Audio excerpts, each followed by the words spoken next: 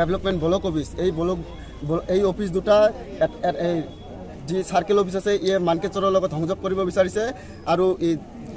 development block অফিসখন ফেকামাৰীৰ লগত সংযোগ কৰিব বিচাৰিছে যাৰ ফলত কিন্তু আমাৰ এই দক্ষিণ আৱাসী ৰাইজৰ বিশেষ একটা অসুবিধা হ'ব যাৰ ফলত আজি আমি এই গণবিক্ষোভ কাৰ্যসূচী ৰূপায়ণ কৰিছোঁ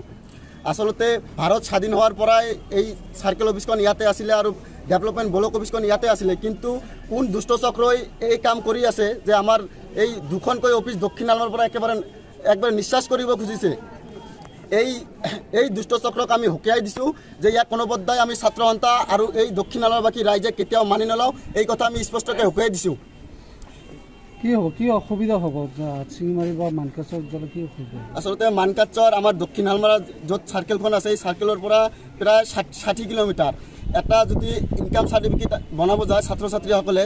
এই ছাত্ৰ বা ছাত্ৰীসকলক এই 60 কিলোমিটাৰ ৰাস্তা ভ্ৰমণ কৰি যাব লাগিব 60 120 কিলোমিটাৰ আৰু মানকাচৰত যাবলৈ হ'লে আমাক মেঘালয় দি যাব লাগে অসমে ৰাস্তা নাই যাৰ ফলত বিৰাট এটা অসুবিধা হ'ব আৰু যদি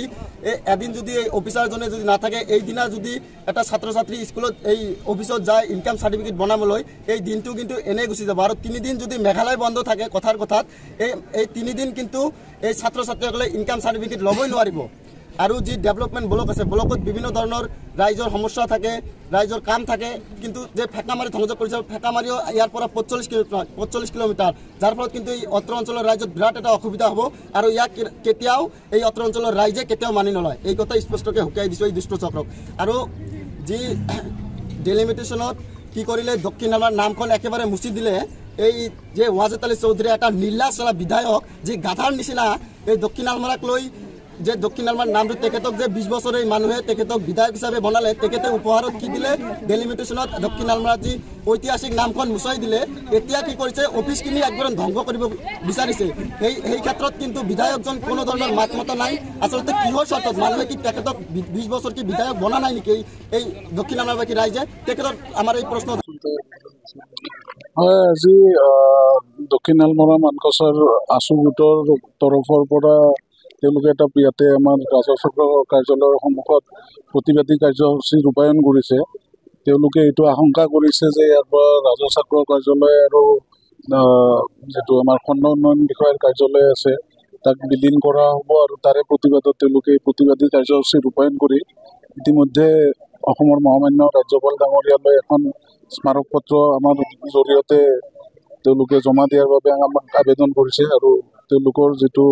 দাবী আছে আমি নিশ্চয়কৈ য'ত পঠিয়াব লাগে তাৰ ব্যৱস্থা আমি কৰিম তেওঁলোকে যে আন্দোলন কৰিছে সঁচাকৈ কি কিছুমান ৰাজচক্ৰ উন্নয়ন খণ্ডৰ আছে নাই তেনেকুৱা আমাৰ হাতত তেনেকুৱা কোনো ধৰণৰ তথ্য নাই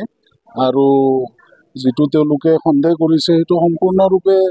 চৰকাৰী সিদ্ধান্ত এটাৰ ওপৰত বেছ কৰি হ'ব কিন্তু বৰ্তমানে আমাৰ হাতত তেনেকুৱা কোনো ধৰণৰ তথ্য নাই যে এইখন ৰাজচক্ৰ বিলীন কৰা হ'ব বা